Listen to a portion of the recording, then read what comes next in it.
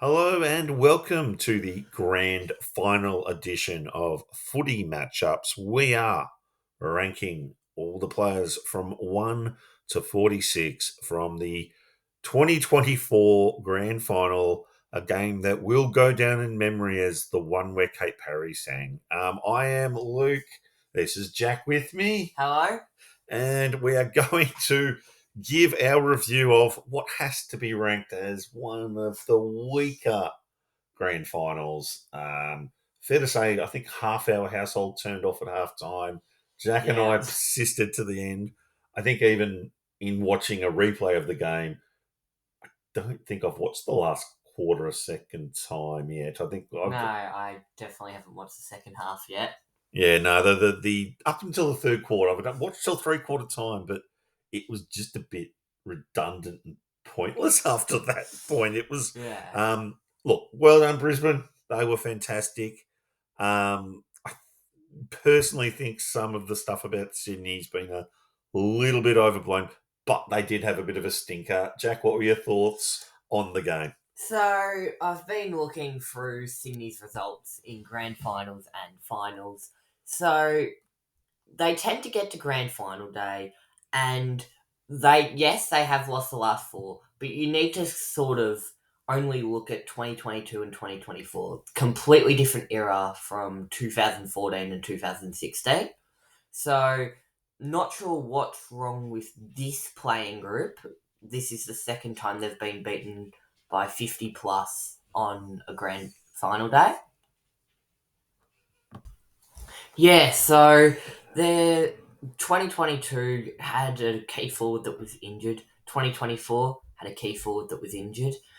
They're Yes. playing a bit risky with their selections in the last two grand finals, but don't think either of those decisions would have made too much of a difference with how much of a smashing both the games were. Well, and that's a fair point. I mean, yeah, they say, oh, they made the same mistake with Logan McDonald. Well, yeah, but I mean, look, Taylor Adams might have been a better option as a pressure forward, but I'm with you. I don't think, I don't think it's a big one. Sam Reed, yeah, I can't, I don't think a fit Sam Reed or bringing in, I don't even know who would have been in his place, but you can't imagine that Yeah. either of those decisions are going to turn the game around. Yeah.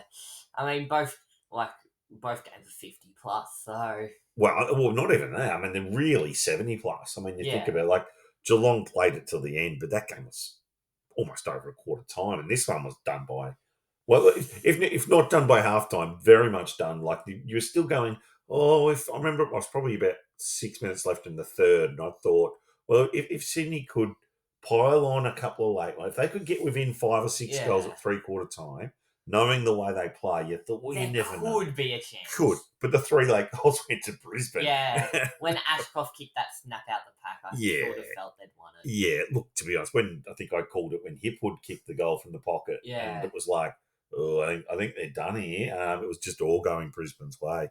But yeah, look, I think it is probably one of those ones where I think a lot of people are now looking at it going, it was more Sydney than Brisbane. I actually think it was probably 50-50. I think Brisbane playing like that, if you look throughout the year, when they play that well, they don't lose. It's just that Yeah. they generally don't play sustained football like they did on the weekend. That doesn't normally happen when they play. Yes, like Brisbane has shown up on the last two grand finals they've played. Were really stiff not to win last year.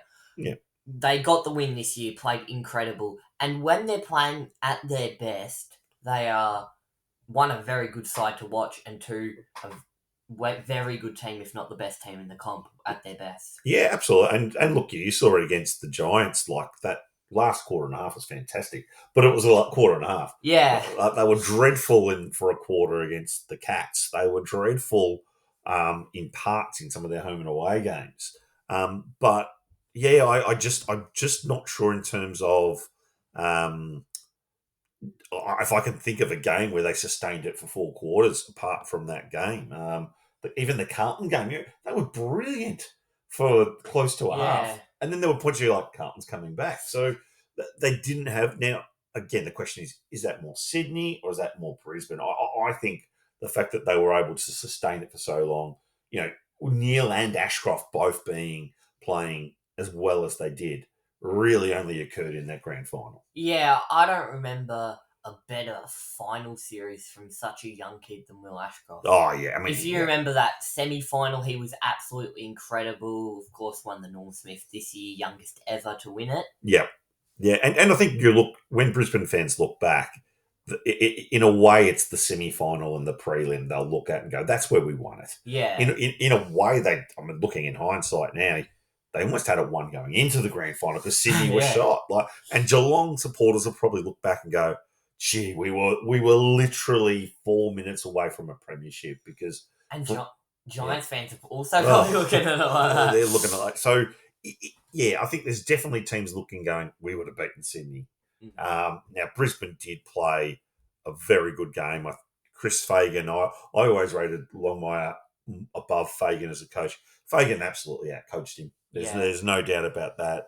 And I think that was, that was on show with just some of the matchups. But having said that, the way Longmire talked after the game, he was like, we needed to close what they call the teasing distance. So I saw a video, I think it was on the AFL site, where it's that the distance where you stay away from your opponent, where you want them to kick there so you can cut it off. Well, they were too far away. Rather than being 5 or 10 metres away, they were 15 to 20. And as Collingwood supporters, we know what that feels like because that happened a lot this year, where teams just got way too much easy football and easy supply. And I don't like Brisbane. Sometimes I think can overpossess and go too short, like in the first half against Geelong. When they move it quickly, gee, you're in trouble. And we'll get to the top five. But yeah, Lockie Neal and Will Ashcroft, when they're both playing that well, I don't know if any team could beat them. When they're playing that well, I just don't know if. Yeah, and I thought James Jordan would be all over them, but he ended up tagging McCluggage out of the game. Yeah, because McCluggage was so good in the first quarter. So it was a dominant showing from their midfield, which was a lot better than last year because their midfield went missing last year in the grand final. Well, it did. That was the difference. Yeah, and they got beaten. They actually won the forward battle. They won the backline battle, really, overall. Yeah. Except Starcevic struggled. And we'll get to Starcevic because he had a fantastic game this year. But yeah, it was Brisbane were really dynamic across the ground, but that midfield, it was just a midfield smashing. I didn't think that would happen coming into the game, especially when Oscar McInerney was out, but Darcy Fort did the job, and Brodie Grundy. He was probably the one we had the most deliberations about with our ranking, which we'll get to. So we're talking the grand final. Congratulations to Brisbane. Commiserations to Sydney. That is a hard loss to suffer. Jack and I were talking before the game that the worst possible results for both teams. For Brisbane, a narrow loss was going to be the worst case scenario. To lose two narrow ones in a row, like I do feel for Saints supporters in that 09-10, that would have been horrible. That would be that would have been the worst case. I think if Brisbane had to come out and lost by 60, go, well, they just weren't good enough this year. Yeah. But for Sydney to lose, if they'd have lost by, if we were talking and Sydney lost by a goal or two, I think the way we talk about this season, the grand final, would be remarkably different. Yeah. I think we would almost be totally concentrating on Brisbane. But again, this is the absolute worst case scenario for Sydney. This is, you'd prefer if you're a Sydney supporter to be beaten by a controversial kick after the siren. That would be a much better thing you'd be heartbroken, but it's a good heartbreak. Yeah. It's the one you go, they're all, how unlucky are we? But to cop that, there were South Melbourne fans that had never left a game early that were heading home at three-quarter time. And that's the thing, at three-quarter time, you had no reason to stick around. You had no reason. It was so short. I've never seen a team in Brisbane quite rightfully relaxed through the last quarter. There was to have a match, and the thing is, it was on the scoreboard halfway through that second quarter. It was 2 goals to the difference. 5-7 to 4-2. So should have been more. They were lucky to be that close, but the fact was they were still in the game, and by three-quarter time, it's a smashing of all smashings. Yeah, the thing is, Brisbane look at that scoreboard, and it probably doesn't suit them. Like, they probably deserved to be a bit higher in that. Yeah. Like, win by a bit more in that game. They could have been up by 100 at three-quarter time. Yeah. Like, Charlie Cameron missed from 15 out. Like, it was just... Twice. So you do kind of go, well, what happened? And a lot of the goals Brisbane kicked, and you go, well, they kicked 6, but a lot of the goals they kicked were 20 out. Like, there were so many times when Brisbane could have been having a shot 40, 45 out and passed it to a guy 20 out. Yeah. That's just, that makes it so much poorer on effort from Sydney, because it's not just you've allowed them to kick straight. Yeah, the back pockets didn't go well with the forward pockets for Brisbane. No, everything broke down. There was not one. I think I was looking at the statistics, and on the AFL app they have like 30 statistics. Sydney had won 2. I have never seen a more statistical domination at three-quarter time than that game. Yeah, and really, like we I think with our rankings when we were going through it all, we pretty much eliminated the last quarter, because Luke Parker probably justifiably got it bumped up a bit, but it was just junk. It was literally junk time. It was so we're going to start off the rankings. This is our grand final edition of Footy Matchups. I imagine we'll probably have more Brisbane supporters listening than Sydney, but we are ranking all the players, and it may not be a shock to hear that we're going to be starting with quite a few Sydney players. All right, so we are about to start our rankings, and we are about to start now. We have a tradition each year with which we started about 10 years ago, and we name it, and it might sound harsh, but we name it the Leon Davis Medal, and the Leon Davis Medal is for the worst performed player in a grand final. Now, we often go for a player who, we'll often go for a player who may, like the sub, we try and avoid the sub as much as we can, because it's not, and it is a little bit reputational based. But we are also looking for the player who just had the least impact on the game. I thought Billy Frampton was stiff to win it last year in our little group, but he did have a stinker of a last quarter. Jack and I have watched that game a few times, but Leon Davis has been the winner a few times in retrospect.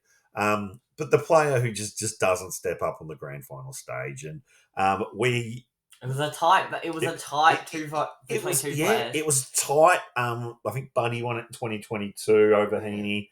But today it was very close. We actually had quite a few different players who we gave the 3 votes to in terms of the Leon Davis medal, which is not the norm. Normally, there's one or two who you have that battle between. I think in 2021 it was between Cody Wakeman and Cozzy Pickett. Cody, I think in the end we went Cody Wakeman.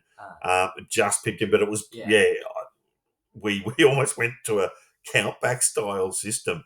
But in terms of the Leon medal, the players to get 3 votes. So we had, how many voters? We had 7 voters. We had Logan McDonald, Joel Amartey, Isaac Heaney, Goulden, McLean, and Rampy all getting nominations. It was one of those years where the worst player on ground, you could make a good justification for a lot of those players. Yeah. Like, they all had stinkers, but in the end, there were 10 Sydney players and no Brisbane players in the votes. And that's not a surprise. And when you said the rankings, it's very Sydney heavy in the bottom brackets. But the winner of the worst player on the ground was Logan McDonald. Look, you could argue he was perhaps unlucky in that he maybe shouldn't have been playing, and you can say, well, he got up for the game, but you've got to declare yourself. You have to have I'm not there for it. Like what Nathan Murphy did last year, grand final. Well, I mean, look, that was a concussion, but, probably looking back to someone like Simon Prestigiacomo back in 2010, who declared himself, said, I'm not there, I'm not fit enough. I'm sure there's been a few others that he springs to mind straight away because he made the call himself. But they just weren't. Yeah, his lack of presence. They subbed him out early in the third. He didn't get near it. He got 1 touch from memory. Yeah, one touch. So he won the Leon medal. Personally, I was on Joel Lamardi. I think, Jack, you went Hayden McLean. I went Hayden McLean. I knew I gave him votes. But again, it was one of those ones where you look through, and even watching on replay, I can absolutely make a justification for about 10 players being the worst player on ground. Yeah, everyone who got votes could have easily won it. Oh, absolutely. So Logan McDonald, look, I think, look, the injury didn't help, but it is that one of, with the benefit of hindsight, probably shouldn't have crossed the line. But look, he was not alone. Had a couple of friends who didn't have him ranked as badly because they were like, well, it wasn't the forwards' fault, it was the mids' fault. Now, I still think the forwards needed to make a much better, especially the talls needed to make a much better contest. But I hear what they're saying too. And I think this is the thing. Like, someone gave Rampy the worst on ground. Now, because it kept getting outmarked. And it's like, well, yeah, fair enough. Yeah, when 5 of your 6 forwards have a case for worst on ground, that's never a good sign. But I think you could almost argue 5 of the 6 midfielders had a case, and 5 of the 6 forwards. Like, yeah, it really was a horror show, and the fact that so many players just had out and out. Normally, you'd have one player who stands up, and they just didn't. And that's what, to have that many players, 10 players who you can make a good case for that being the worst player on ground. It's not a good. Oh, it's a horror show. It's an absolute horror show. That means half your team have had absolute stinkers. Now, a couple here or there. And, there's been times when we've considered who the worst player on ground was. And we've gone, there wasn't a stand. I think Gary Rowan won it one year. And we went, he wasn't horrible. He wasn't horrible. Was that 2016? I think it was 2016. And remember the comment when we were chatting about it, going, it wasn't really a clear worst player on ground. Yeah. It was almost like, he didn't do as much as everyone else. It was one of those high quality games. And that was a good quality game. There are people who argue that Billy Frampton actually had a decent game last year. So it's one of those ones where you sometimes have games where it's not, this was just a nightmare. Anyway, let's play our one. So at number 46, we have got Logan McDonald. We've got Joel Lamardi there at 45. He got the jeers. He was personally my vote for worst on ground. But we've gone with the consensus. We've gone with the consensus of the Leon Davis medal voting. Look, 44. I think this is a little harsh, but having watched the replay, Isaac Heaney had a shocker. And I know there was the injury in so did Lockie Neal.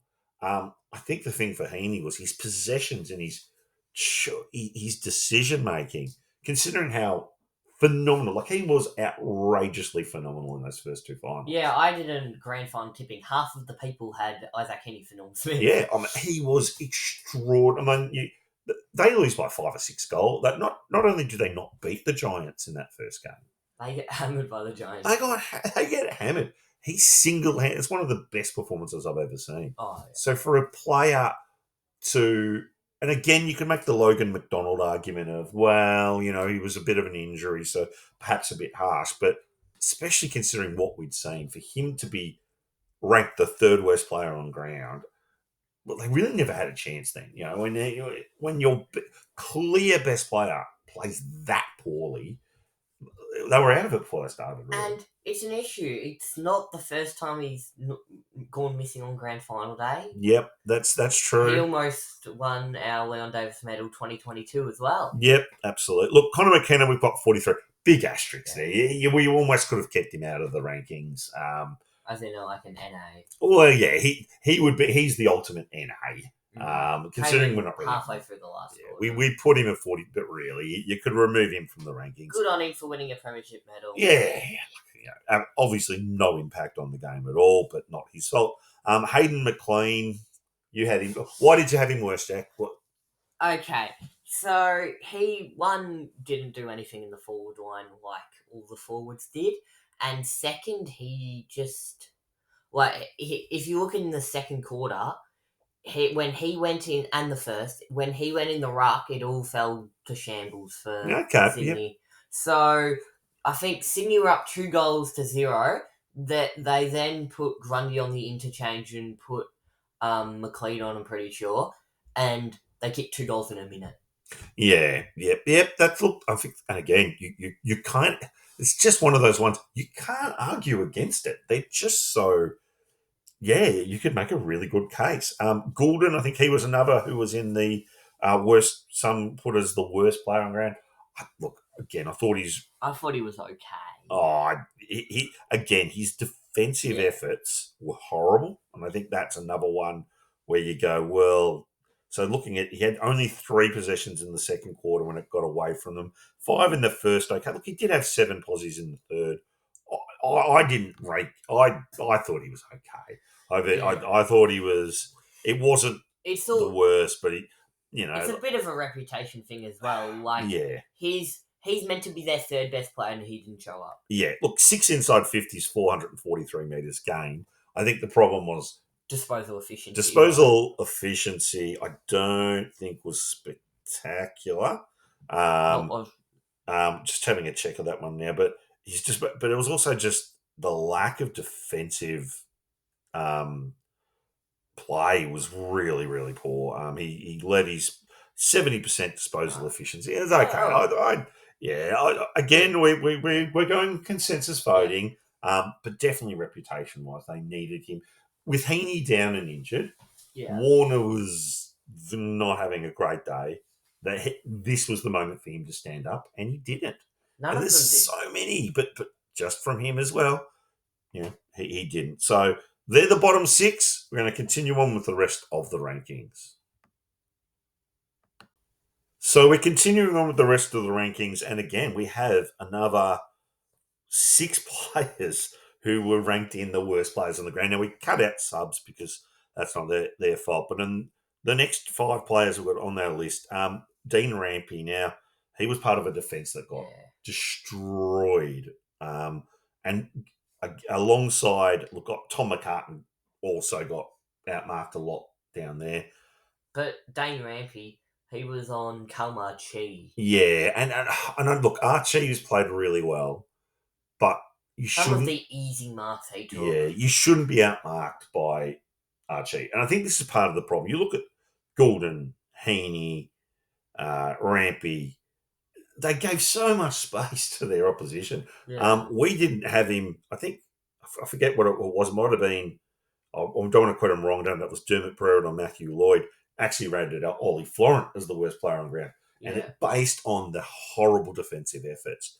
So we didn't have him in our votes, and he did a few good things when he had the football, but that lack of defensive pressure, it was just terrible. And Rampy, just again, he's such a good player. Like, none of these players are bad players. Like, No. we're talking about them in the context of the talent they've got. Yeah. I mean, they were the best team all year, and then for one game they just didn't show up. Yeah. Justin McInerney, I actually had in my votes for the Leon Davis. Yeah. I think he shouldn't have come back into the team. I think he was drop Taylor, Adam. Look, he was, and Adam's stats weren't great, but McInerney, I know he played okay in the prelim. He was horrible in the qualifying. Players who were, he was in brilliant form at the start of the year. He got injured, but then he hadn't played for, I think, 6 or 7 weeks. Those players have a horrible record come finals time. If you've been out for that amount of time, you basically never play well. Just trying to think back to, and again, as Collins put, the 2011 Grand Final, we had so many players coming back who had been injured mid-season, and none of them played well. I can't think of too many players. Yeah, Cullen had the same issue as well. Yeah, in that elimination final, all the players that came back didn't do well. And I understand you want to put your best players on, but sometimes you just got to persist with the players you've got. Yeah. Look, it worked for Bulldogs in 2016. They brought back McRae and Liberatore and I think it might have been Johannesson. That's a very uncommon one of it. And they also did stick with a lot of hardened players like Toby McLean. They didn't bring Lin Zhong in. They didn't bring Matt Suckling in. They stuck with a lot of those players who were the quality, who were playing well at the time, but probably wouldn't be in the best 22 to start with. McInerney, you almost give him a pass long term, but I just don't think he should have been there. Campbell, I've got 38, but look, Sub. he was He the didn't sub. get any votes. No, he didn't get any votes. Will Hayward, well, he won me some money for first goal kicker, so I was happy with that. That was it. Yeah. There was nothing else. And that first goal wasn't even that good. It was an advantage. yeah, but again, Amadi actually made the contest and Hayward had the crumb. The thing about Hayward and Papley is they got no supply. Like, that's why I was so disappointed with Amadi and McDonald and McLean, because crash the pack. Just make a contest. Hit the pack and give your teammates a chance. And so Hayward was probably got a bit punished from that perspective. And the midfield, it's just that flow on effect. Warner, the last one on this page, again, look, probably he had a good last quarter, but again, when the game was open, when the game was not, when he does seem to play well when the game is open. But when not it's a tight, contested game, he's like a lot of Sydney players. They're not willing to put their bodies on the line. It feels sometimes. I don't know if that's too harsh. I don't know if it's about not putting the bodies on the line.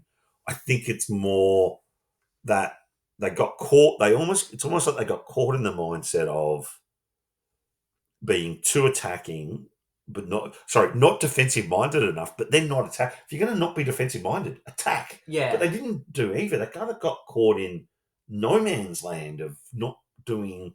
They weren't defending hard, but they weren't attacking hard either. So they got caught in this really awful no man's land. When they got the ball, they just bombed it long.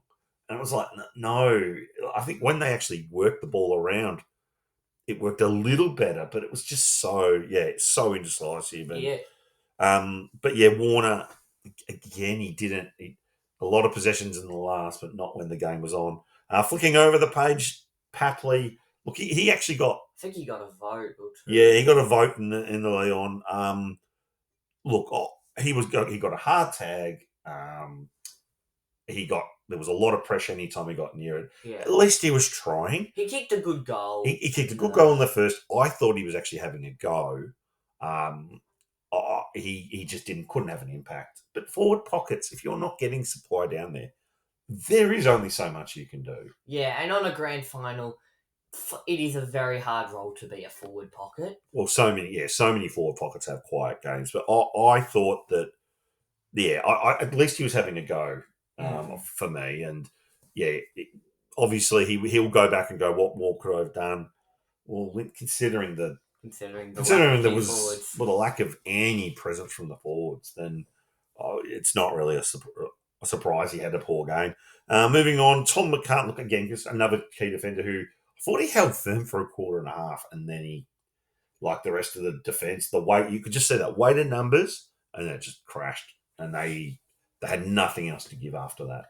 Yeah, I mean, when it's in Brisbane's 50 and the opponent's 50, that much, there's only so long your defence can hold on for. Yeah.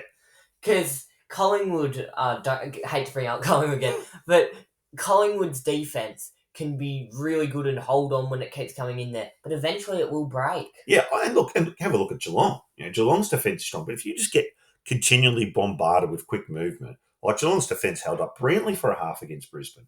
Third quarter, when the ball was just flying in there, it can only cope with so much. Yeah. So, absolutely agree. But still, that they needed him to hang tight, especially just to half time. Yeah. Just to hang tight, make a few more contests, even if they conceded a few and they were down by 4 or 5 goals at half time. It's not game over. Unfortunately, it was game over by that time. The halfback flankers, Lloyd, Roberts, Florent, again, they didn't provide that run and carry that they had been supplying. I thought the Florence game, from an attacking sense, was strong, but defensively, and looking back at some of the videos, I think it was Matthew Lloyd who was highly critical and just said, "Look, he just didn't run back." Yeah. I actually had him ranked higher originally, but watching that, we pushed him down a bit. Yeah. Again, the fact that you could make a case for him being worst player on ground, it really does so a bit. And we have not really spoken about any Brisbane players yet. Yeah, like the one Brisbane player was sub and he didn't play. So we've currently looked at 16 players, and they're all Sydney, and that From a Sydney I don't perspective, it remember. says it all. It I says don't it all. really remember a game where there's been that many players play that poorly. Yeah, in a grand final, whether you just go back, geez, you all played terrible Even in games. 2022, Sydney had some standout players, like some who got, there were like 7 or 8 who got 20 Plus, yeah, Warner actually played all right in that game. Yeah, he got 31 touches. Yeah, Fox got 25 or something. Yeah, and he wasn't their worst today either. So, sorry, worse than the granny day either. All right, we're going to talk about a few more Brisbane players now because we're going to start getting into the players who actually had a decent game. I think the 21 to 30 bracket were okay, or mixed bags. Then we get into the good players, the top 20. As we continue on with our listing. All right, so we're continuing on, and now we're looking at the players who have at least had a semi-decent game in our grand final matchup special. Number 30. Now, I want to have a little bit of a chat about him because at 30 we have Nick Blakey. Now, when I was looking at Norm Smith, and I just did a bit of an update of like quarter time, half time, 3/4 time, full time, and did who actually played the best in each quarter. And I actually had Blakey as the third best player on the ground at quarter time. But it really went south quite quickly after that. Like that whole back line. Yeah. Look, his run and carry in the first quarter was fantastic. He took the game on. He was, I thought, really unlucky with the head high. Yeah. I thought he should have got a free, which cost them a goal. The problem was he didn't man up. Well, he was on Hipwood, if I'm correct. I don't know if he was on Hipwood. I think he was on one of the smaller guys. But he went missing. He wasn't able to provide that run and carry, and he wasn't manning up. I will just double check on that which player he was on, but yeah, look, his first quarter was fantastic. As I said, he was the best Sydney player for me in that first quarter, and at least he was taking the game. But see, he was on Archie for a lot of the game, so I know there was a bit of a mix and change up, but. And again, a little bit of the thing of you actually didn't even know who some of the players were on because they were so loose. But I think he was generally manned on Archie. Blakey is a very loose defender. Like, that's his role. But when none of the players that are meant to stay on their man are staying on their man, then that loose defender looks lost, and then everyone's a loose defender, and then it just... Yeah, and at quarter time I thought, it's okay, Archie's having an impact, but so's he. He needed to do more. He needed to continue on that. And unfortunately, after one really fantastic quarter, didn't do a heck of a lot after that. Yeah. Looking at the other players, Cunningham, I thought he's one of the Sydney players you could probably say, I thought Charlie Cameron didn't kick straight, but I thought Cunningham did a decent job. He did a decent job, yeah. He's the player you sort of go, you're a lock in the team. I can see why you're there. He carries the role. Yeah. Perhaps I thought he's a bit unlucky with the free kick to Cameron, to be honest. But in the third, I think it was early in the third. So he was solid. Darcy Ford. Finally Brisbane player. 15 Sydney players later. And it's Darcy Ford who was, to be honest, he did as good a job as you could possibly hope for. He was. Bit of sleep moment from him to Oscar McInerney. Oh, but look, Oscar McInerney. And I understand there are players who are emotional, and I wish I was in the team. Oscar McInerney. I mean, you would have heard a lot of people chat about it. It was fantastic. It was the genuine excitement. It wasn't fake. It wasn't the tears. It wasn't it was the pure. We've done it. You know? And I think a lot of people. I think coaches in the future will show footage of Oscar McInerney to those players and go, do you want to be an Oscar McInerney or do you want to be one of that? And it's not, it's okay to be upset and it's okay to be, but be an Oscar McInerney. You know, that's what you want to see. And the thing is, clearly, I don't know if it was picked up, McInerney was on the headphones. He was communicating up the box. Clearly, McInerney had worked with Darcy Fort during the week. Clearly, they'd worked together on the team plan. It was a team effort. And you know that McInerney was there with Darcy Fort, probably practicing, even with his dodgy shoulder, or at least communicating with him. And it was evident because it was a joint win. And it was effectively a Fort McInerney joint medal. But Yeah. look, he Good was on him, though. Yeah, look, I thought in the ruck contest he did a good job. Didn't have a huge impact around the ground, but in terms of his ruck contest, he absolutely did the job that was Yeah. required. Congratulations on the premiership Yeah. medal. Eric Hipwood, he will have we were talking about which footy moment, which specific moment will be remembered from a overall not particularly memorable grand final, and his goal in that second. I mean, it was With the Yaka fantastic. celebration. Oh, with the Yaka celebration. Look, it's an interesting one. If Danaher does retire next year. He'll be in the side. He'll be in the side, but I do my concern for Hipwood. He's already a bit of a battler. Yeah. I think he's better served in the back line. I thought that for a bit, but I don't think they can if Danaher's gone. That will be the concern now for Brisbane going forward. But for the moment, Danaher stay or not? Yeah, and look, he fills a role.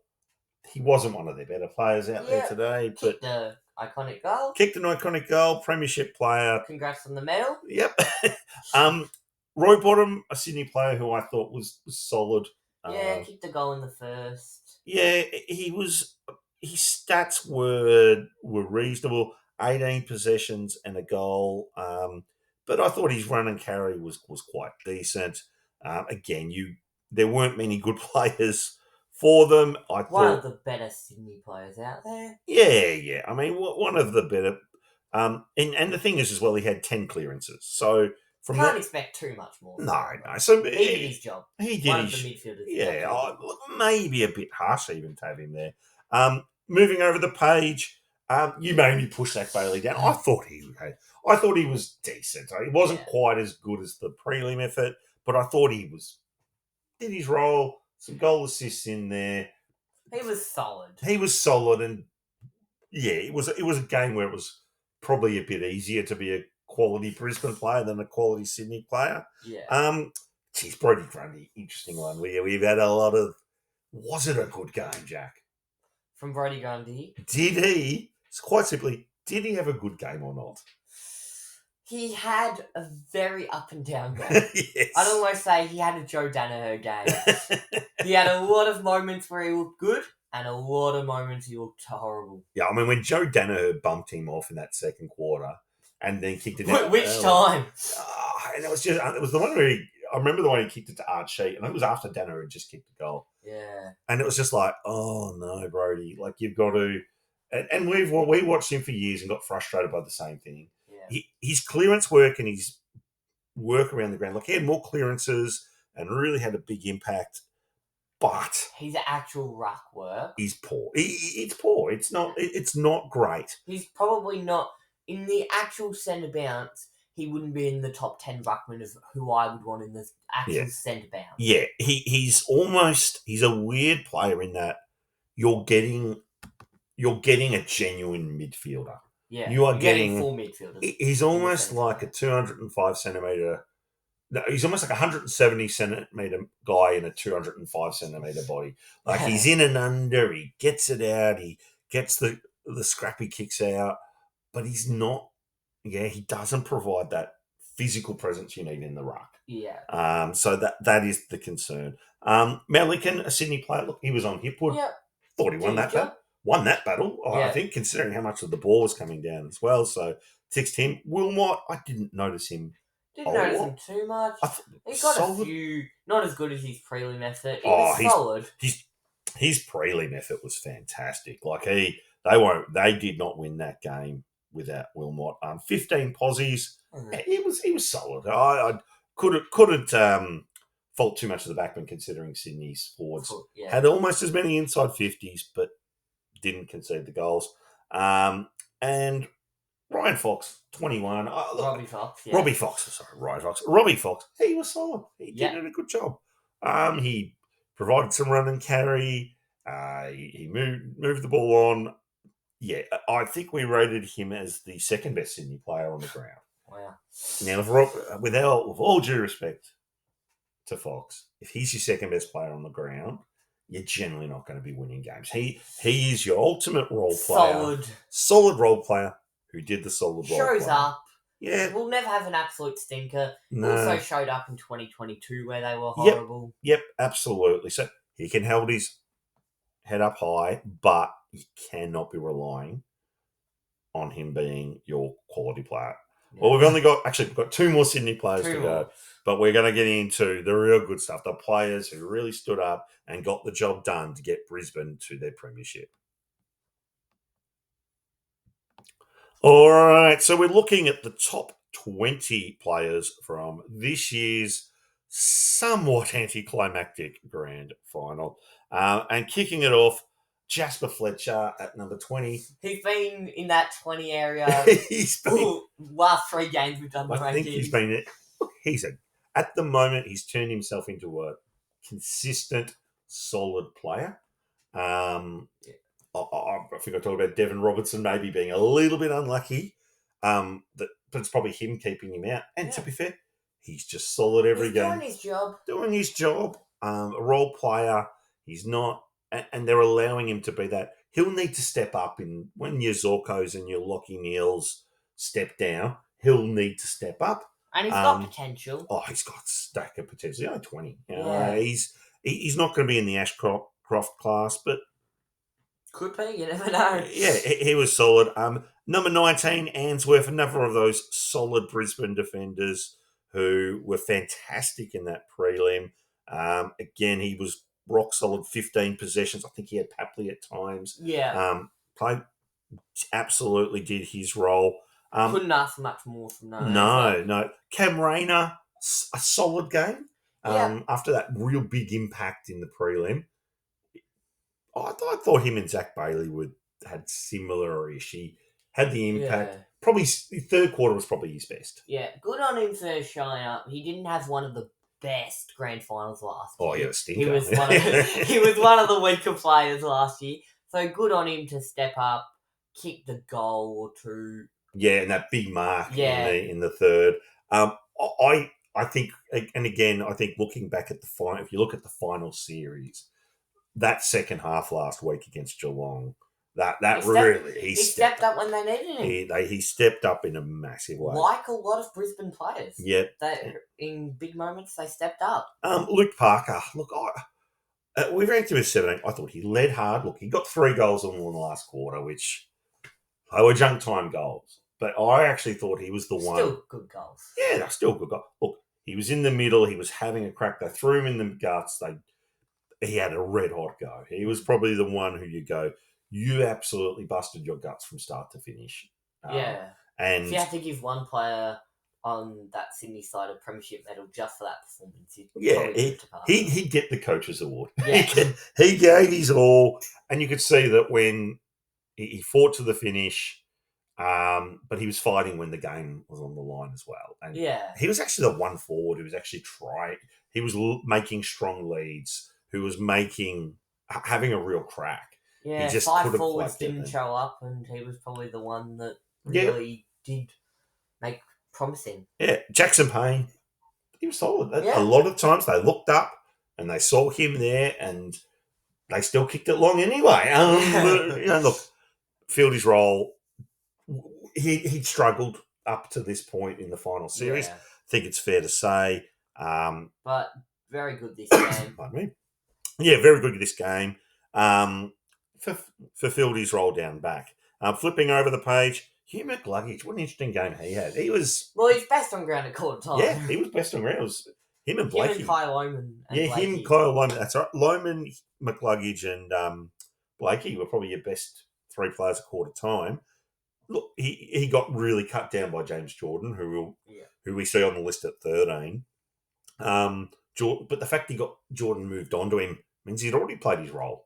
Because it meant they'd probably be down by a goal or 2 coming into quarter time without him. But also the fact that it then means Neil and Ashcroft run riot because they've had to move the number 1 tagger onto McLuggage. Yeah. So that quality first quarter performance really had a massive and it set up positive impact. I like Charlie Cameron's game. You weren't as big a fan. Yeah. I thought his pressure... He had a better grand final last year. Yeah, I'll agree with that. I thought his pressure was outstanding. Look, he missed some shots he should have got. But I thought his actual pressure at times, especially in that first quarter and the first half, I thought was outstanding. Yeah. Jordan, we've talked about, went on to McLuggage. Yeah, look, McLuggage needed to be shut down, but then Ashcroft and Neil, they needed 3 Jordans out there. But Yeah. I think we're happy to give him I don't know, we haven't named the award for the best player on a losing team, shall we? I don't know which, maybe the Gary Ablett Senior Award, maybe. But James Jordan, yeah, he did a good job. But I think we're then moving into, and I think the players we've got outside the top 10 had good games without being classics. Yeah. Logan Morris, couple of big pack marks. Yeah. 2 goals. 2 goals, absolutely did his job. Dane He got Zork. subbed out with injury to end it. Yes, I think he did. Light injury, not too heavy. Yes, he did get subbed out, but I think that was as much to give Connor McKenna a go. And then at number 11, Dane Zorko. It's a little quiet in the first half, but I thought at the third he really got that run and carry going a bit more. But probably didn't need him to have a massive game. Very, very wholesome reaction when he won. Yeah, no, it's great. Always gives a good celebration. Great to see him coming up on stage as well. But moving in to the top 10, I want to break this one down a bit as we move in the top 10 players. At number 10, Ryan Lester. He had a great grand final last year too. He was excellent. He was on my check? I think so, but he was excellent. He's backed it up again. He was absolutely fantastic. Kept taking contested marks. He was fantastic. He was excellent. Harris Andrews, just a rock down there. Again, another who had strong contested footy. Well, could you call it contested footy? But those long bombs forward, he just hit between him and Leicester. They just tore the forwards apart. Jared Berry, what a great final series! So happy. He was one of the reasons they came back against the Giants. Yeah, excellent last week. Very good redemption story. Excellent this week. But not as good a redemption story as Brendan Starcevich. He was monstered by Bobby Hill last year in that grand final. And some of the key moments you look back on, it's always Starcevich there. Well, he was amazing. And watching back on the replay, his grand final was even better than I remember. He was fantastic. Dunkley at number 6, cut out. Heaney had an impact himself. What a quality player he is, but he was. He did his job last year in the grand final, tagging Degoe out of it. Yep. And again, had a good grand final. Oh, I thought it was quality. Yeah. He was, in another year, you would be going, because there were a few others who stood out more than him this year, but I thought he was excellent. Now into the top 5. Top 5. All these players had a reasonable chance to win Smith. Joe Danaher kicked straight, he wins the Norm Smith. He was 2 goals, 4, couldn't kick 6. That second quarter, he kicks the goal and then where he just bustled Grundy off and hammered it forward. Yeah, there was the one where he found open space, almost kicked it. Yeah.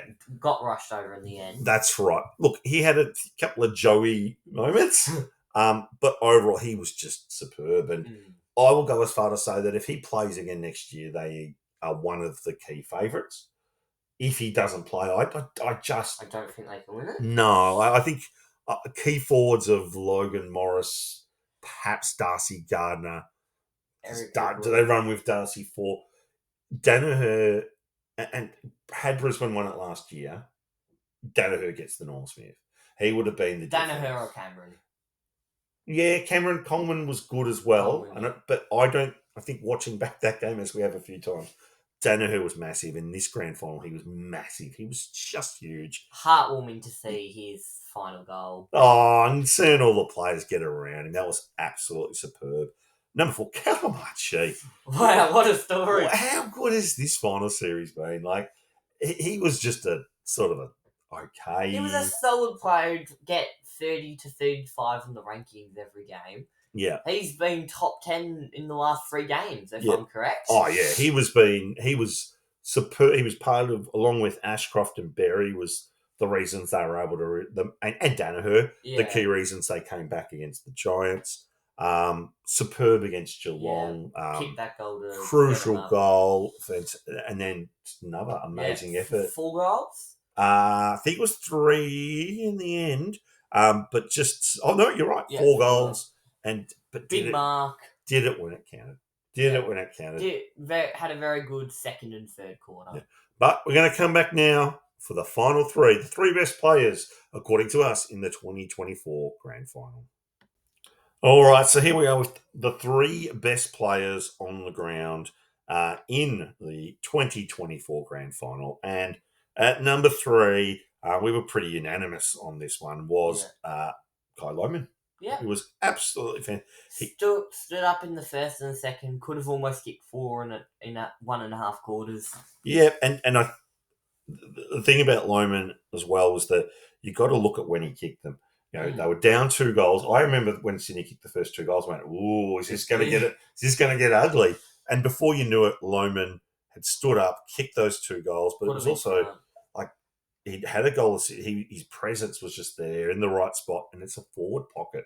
It's the role which so many players just have bad games as a forward pocket. So for him to stand up at a young age and to kick those 2 crucial goals, if he did nothing else the rest of the game, he'd done his job. But he kept going. If you look at it, the top 4 the top 4 players all either didn't play or didn't have good grand finals. That's right. Yeah. Last year. Yep, absolutely. So but Kai Loman, and he was fantastic in that Geelong game. I probably watching back that game, I actually underestimated how good he was in that prelim, but stepped it up again. And absolutely, he's the kind of player you would have if he had a quiet game. You go, oh, your first, and that's why it's sort of hard to cop Sydney players dodgy, because a guy like Kai Loman, you would think, well, if he had a bad game, you go, well, young guy, fair enough, but he didn't. He stood up, had a big performance. Yeah. Look, I've heard a lot of commentators saying that they got the Norm Smith wrong. I think they got it right. Yeah, I agree with you there. I thought Lachie Neale had a superb game. First quarter was okay. Second quarter was strong, but I thought Will Ashcroft's impact was greater. Yeah. Oh, but he's a star. He's an absolute star. He best on ground in the prelim, second best on ground in grand final day. Yeah, and he deserves it. Like, he was genuinely heartbroken after last year's grand final. It was a memory I really hold on to is him and his wife, Jules, and he was bawling and she was there comforting him. And it was, in a weird way, it was a heartwarming moment. But to see him get the ultimate prize, he's a champion player. Yeah. And, one of the stories, Isaac Heaney, champion player with injury. Lachie Neale, champion player with injury. Well, who performs, who doesn't? You wouldn't be able to tell Lachie Neale had an injury. Yeah. He said, I felt something go snap. I think it was third quarter. He felt something go snap. What a performance. And I think Gerard Whateley said he was shocked he didn't win it. He would have been absolutely a justifiable winner. Oh, yeah, I wouldn't have been too gutted if he won it. I tipped him for North Smith at the start of the game. If there was a case for with Brownlow's and a joint Brownlow winner, and you had a joint Norm Smith winner of Ashcroft and Neale, in a way this year it was, and I think the thing about this game is it was the first game where Ashcroft and Neale were both incredible. And I think that, and I know we pushed him down to 15 in the end, but that first quarter of Hugh McLuggage was so massive because it meant Jordan moves on there. You then got 2 midfielders, in and under midfielders, who are right on top, and you've got your number 1 tagger on another guy. So that's why Brisbane, because I think in the first one against Carlton, I can't remember if they were. I think they had okay games. Yeah, the game was over at half time. The semi Neale was totally beaten up by Toby Bedford. Yeah, and it was Ashcroft who stood up. Yeah. Last prelim, it was Neale who stood up. I think Ashcroft had a good game. It was good, but he wasn't absolutely flying. Grand final day, Neale and Ashcroft were both absolutely flying, and when that happens, you just can't beat them. Not. I don't think any team having a good game would beat them when those 2 are on. Let alone not playing the best. Well, most teams can't beat Brisbane when Lachie Neale's on by himself. So if Lachie Neale and Will Ashcroft on and playing as well as they did, there's nothing you can do. Yeah. And I was happy with Will Ashcroft. I thought he was the best player on also the ground. thought he was best on ground. Yeah. Yep. Youngest Norm Smith ever. Yeah. What a player. And he was playing really well last year, got the knee injury. You do wonder, were we looking at back-to-back premierships for Brisbane had he not done his knee? But there's also the whole motivation factor. Oh, absolutely. Absolutely. But again, as much as his grand final performance, I think that performance in the semi-final, again, was that building momentum. He got the confidence from that game. Because they don't win the grand final. No. Ashcroft in the semi. Yeah, so in a way, the grand final, he wins the Norm Smith, but his most important game was that semi-final. That's same with Calamari, same with Joe Danaher, same with a lot of players. Yeah, they almost could have had a quiet one. It would have been all right. But it was the massive moments in that semi, which will, in a way, you look back and go, that was the decisive game. That was almost a mini grand final. Well, yeah, in hindsight, it was the game that mattered. So we had Will Ashcroft. We thought he was the best player on ground. And number 2 was Lachie Neale, but I think equal best, you could almost argue. Either one of them would have been fantastic. Brisbane, can they win it next year? Yeah, more chance than Sydney to win. Well, do you write off Sydney at the same point?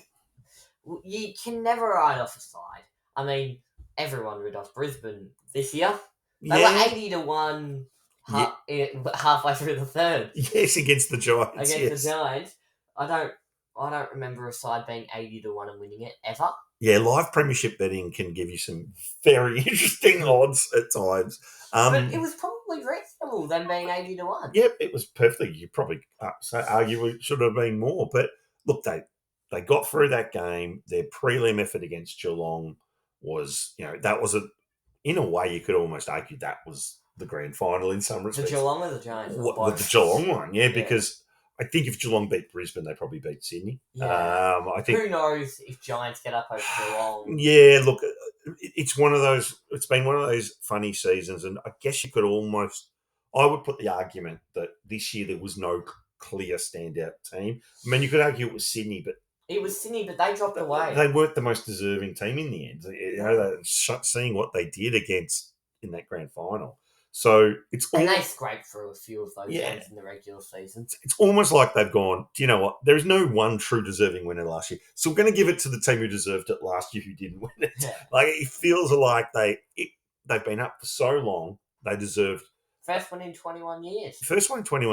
But that period of time from 2018 to now, where they've been up and up and up. 2020, I thought, was a huge chance they let slip. Yeah, I think lost in the prelim to Geelong after 2019 after beating Richmond in the qualifying. 2019 lost to Giants in the semi due to Brent Daniels. Yes, that's right. Goal. And even in that game, they got their kicking was dreadful and early, and Richmond ran over them in the first.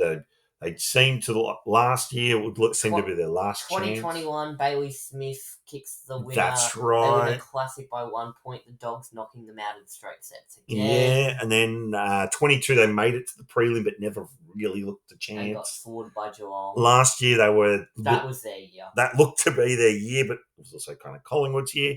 So it is such a well-deserved premiership. They've got young talent coming through. Good on Fagan. Yeah, good on Fagan. You could tell how much it meant to him. Yeah, I think they're going to be good for the long term. If as expected, Joe Danaher does retire, I don't think they can win it. I wouldn't say they can't. I'd just be very surprised if they did. I feel Geelong and Hawthorn at this stage look more promising. Yeah, and the Sydney, it's going to be a heartbreak. It's going to be a real tough one. Can Sydney recover? Well, generally teams who get beaten up in a grand final don't. Like Sydney 2022. Yeah. So we'll see. Thank you for joining us for our final games. We're hoping to keep these matchups going. Keep view of our channel. And for new videos, might do some season reviews. Different teams, looking at even past final series. But we are looking for next year to have a look at a variety of games with the matchups, the teams analysis, and rankings of games. Thank you for joining us, and hope you enjoy this review. Commiserations to the Swan supporters. Congratulations, Brisbane, on the flag. Enjoy it. You deserve it.